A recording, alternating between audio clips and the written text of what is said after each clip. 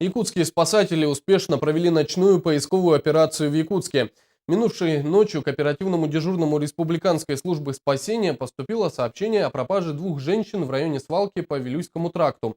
Немедленно на место выехала группа спасателей, а вместе с ними и наш коллега Афанасий Николаев. Две пожилые женщины пошли по грибы, но вернуться домой оказалось для них трудно, не смогли найти дорогу. Первое время они еще пытались выйти к трассе самостоятельно, но стало темнеть. Тогда потерявшиеся женщины вызвали спасателей. Благо сотовый еще ловит. Дежурная смена спасателей разделилась на две группы. Пешая ведет поиск от точки, откуда заблудившиеся вошли в лес. Группа на вездеходе идет глубже в тайгу и использует громкоговорители.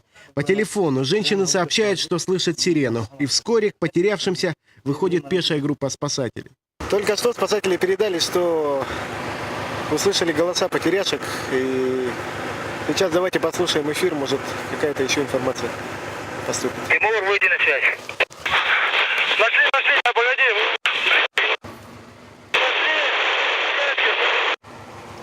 Сейчас мы идем к вам потихо. Ждите нас. Если что, мигалки включите, сирену включите при команде.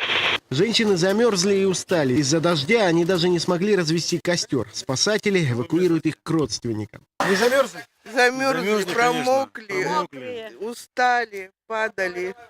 Куда ушли, не знаем куда. А как спасатели вы как? Крики услышали? Крики и фонари услышали, и прямо радостно сигналы. сразу стало. Ой, Сигнал, как страшно. сирену. Не дай бог никому этого.